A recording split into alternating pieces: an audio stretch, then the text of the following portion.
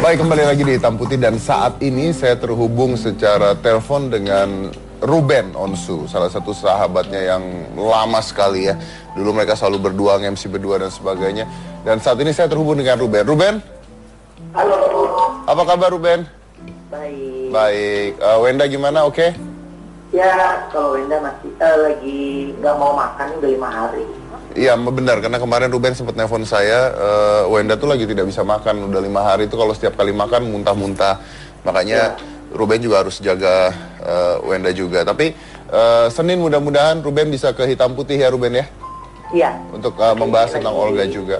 Iya. Ben, yang gue mau tahu, lu pertama kali dengar kabar tentang Olga dari mana? Kemarin kan aku habis datang ke acara launching filmnya Kak Adit. Jadi kebetulan pas lagi launching itu kan biasa kan suka ada wartawan. Nah, salah satu wartawan dari salah satu stasiun TV ngomong, Mas Ruben ucapin duka cita dong. Hah? Siapa? Olga. Aduh, itu hoax. Udah deh, jangan didengerin. Gitu. Karena saya masih berharap itu adalah hoakan. Gitu. Nah, terus enggak, itu bener kok Mas. Udah, terus saya laluin aja gitu. Wartawannya saya laluin, saya tinggal. Nggak lama saya tinggal wartawan, telepon saya langsung masuk dari Melita Grace gitu, mengabarkan Olga meninggal dan dikabarkan itu bukan hoax, itu dari live dari salah satu stasiun TV gitu. Dan reaksi lu pada saat itu gimana, Ben? Kalau orang bisa bilang sedih, shock, saya itu di atasnya sedih dan shock. Karena buat saya berharap berita yang saya dengar itu adalah hoax. Ya, jadi berita yang nggak benar, tapi ternyata kan itu berita yang nyata gitu. Jadi buat saya diam, terus udah nggak bisa berbuat apa-apa, cuma bisa ngangkat telepon doang dan nggak ngerti mesti mencet apa gitu, udah nggak ngerti gitu. Jadi ya udah cuma bisa diam aja. Tapi Ruben sendiri kalau tidak salah tadi pagi sempat menyempatkan diri ke tempat rumah duka.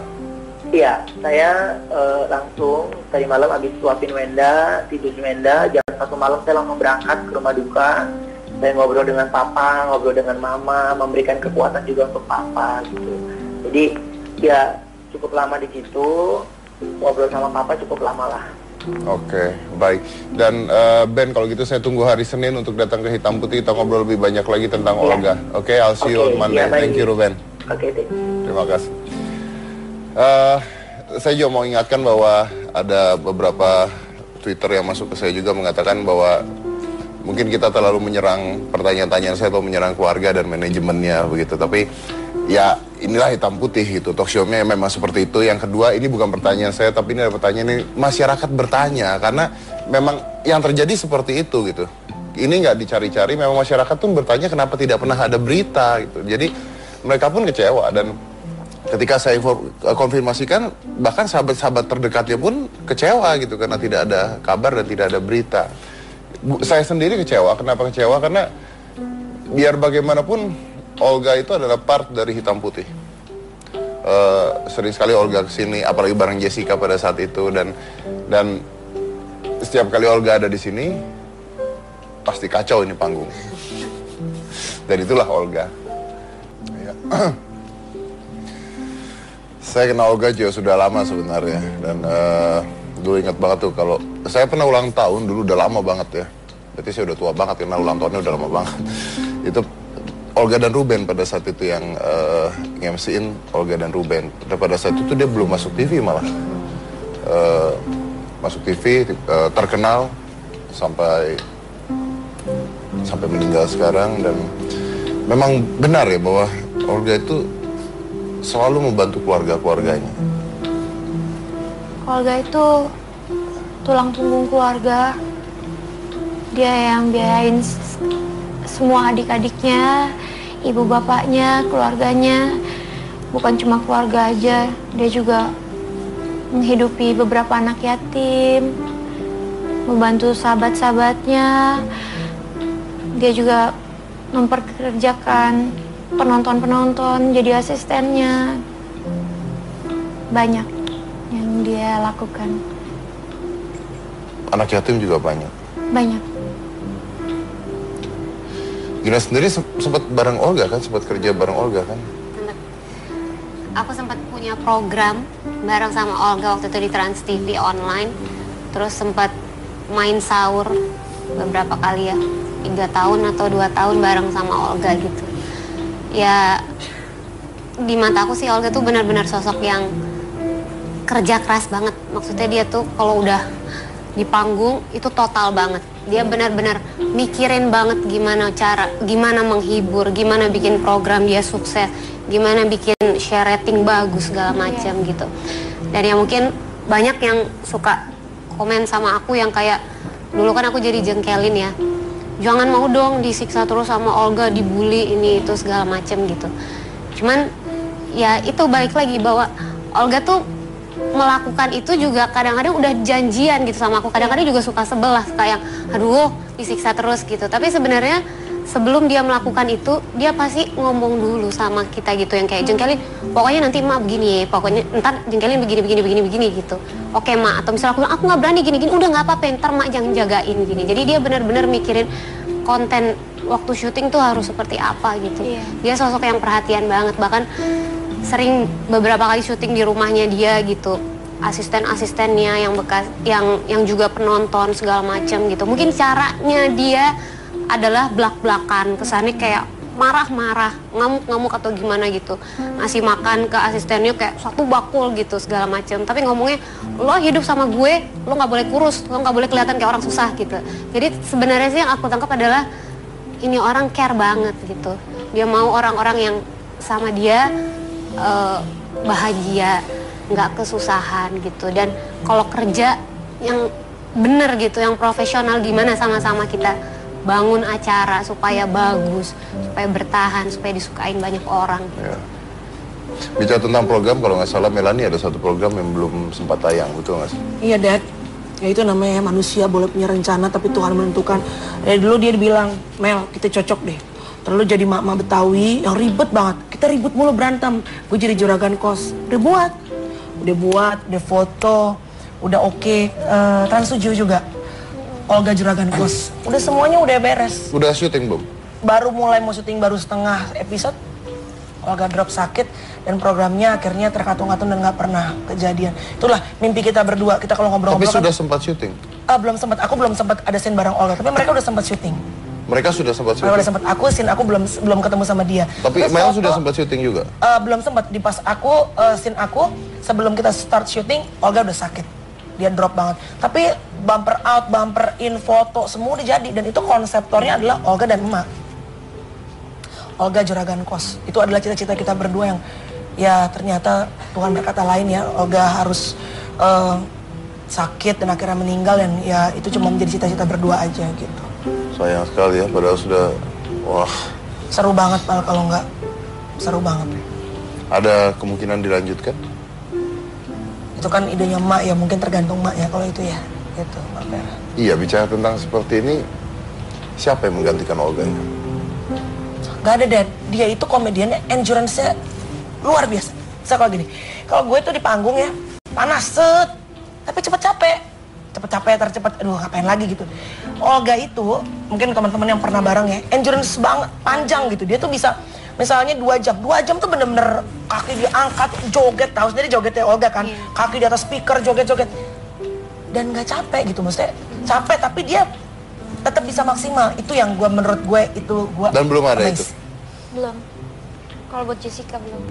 Iya ya, maksudnya emang nggak ada yang persis sama seperti dia gitu. Dan tektokannya juga luar biasa ya, Tektokannya cepet banget iya. gimana Walaupun caranya. kadang-kadang buat beberapa orang, ih kok ngomongnya gitu sih, gitu kan. Olga kan kalau ngomong kan ceplas gitu. Awal-awal sih pasti sakit hati, tapi lama-lama kita jadi kebentuk, jadi kuat dan juga kalau udah sama dia udah nggak ada sakit hati lagi deh karena ya kita tahu balik seperti tadi Gina bilang dia ngelakuin itu semuanya semata-mata untuk gimana caranya nih rating share supaya bisa bagus gitu aja. Oke, baik.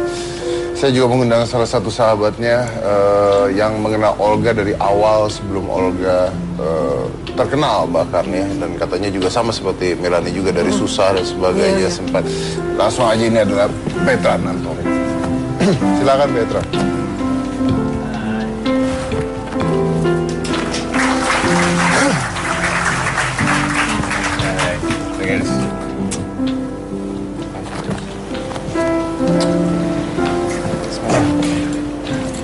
Bener sih.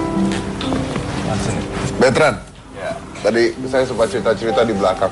Jadi lo kenal Olga tuh sejak dulu, masih susah katanya. Bareng sama-sama susah.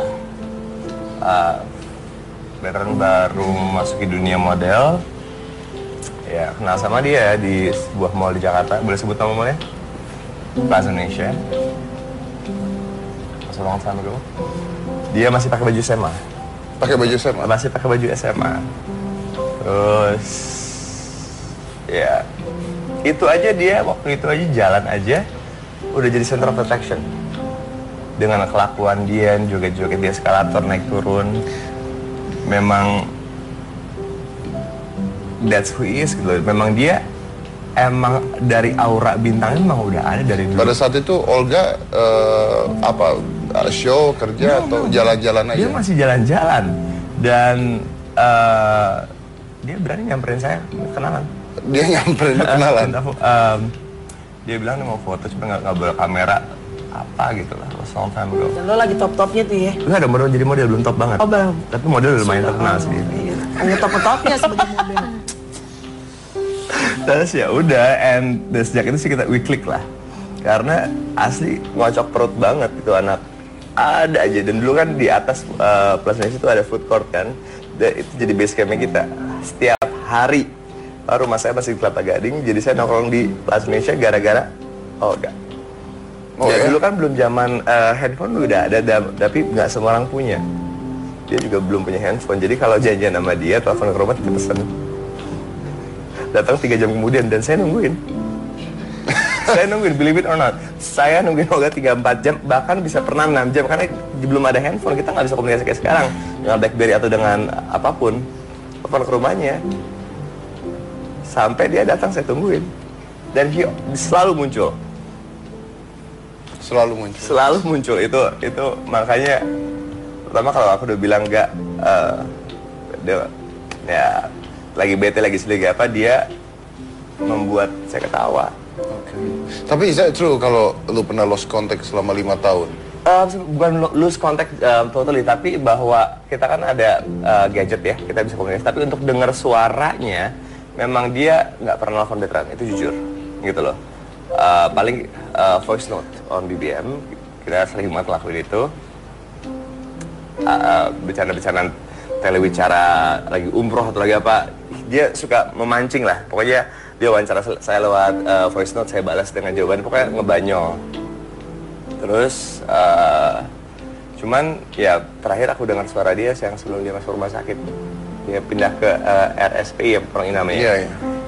Dia telepon Betran jam 5, mulai dari BBM sampai dia telepon jam 5 pagi. Jam 5 pagi, itu yang dia bilang ke lu kalau dia nggak bisa tidur. Entah dia ngomong 1 minggu atau 2 minggu, dia udah lama nggak tidur. Dia ngomong 1 minggu atau 2 minggu dia tidak ngomong tidur. dia Kenapa nggak tidur? Kenapa gak stres gue? Terus ya udah, dari sana Olga memang tidak bisa, bukan orang yang kita bisa paksa. Ada apa? Galakan dia. Dan aku berusaha untuk mengerti bahwa adik saya sedang banyak pikiran, saya nggak mau push. Sebisa saya ya saya temenin dia bercanda. Hanya itu yang saya bisa. Oke. Dan dengar kabar meninggal dari? Sama kayak Jessica. Saya dapat dari BBM, dari si Ios. Olga meninggal, aku baru masuk mobil, mau start mobil, aku lempar ke handphone, hoax. Bunyi baru tong tong tong tong. Apaan sih ini? Lihat tes sekarang. Ada yang tag aku video telewicara sama Vera. Mobil ada nyokap, ada adikku juga. Basically kita nggak bisa ngapa-ngapain for lumayan lama gitu loh. Dan gue dalam mobil pun gue nggak sampai nyalain AC gitu loh. I was in shock. Karena ya kalau cuman sekedar teman nggak broadcast, ini bukan broadcastan pertama. Bukan broadcastan pertama yang menyatakan bahwa Olga udah nggak ada. Jadi buat saya selalu mendoakan bahwa dia, dan saya punya keyakinan dia sembuh. Saya bahkan posting sebuah berita yang saya dapat di Facebook dengan foto dia bahwa dia akan pulang di bulan Mei. Yang sudah sembuh 70%, sudah sadar, ya kan? Apa ya, antusias sekali gitu loh. And he passed.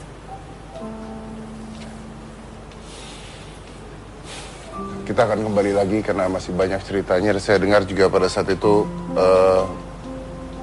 dia sempat menjual barang-barangnya dan Beta sempat nolong dia juga. Tapi kita bahas itu nanti setelah satu ini. Jadi jangan mana-mana, tetap di Hitam Putih.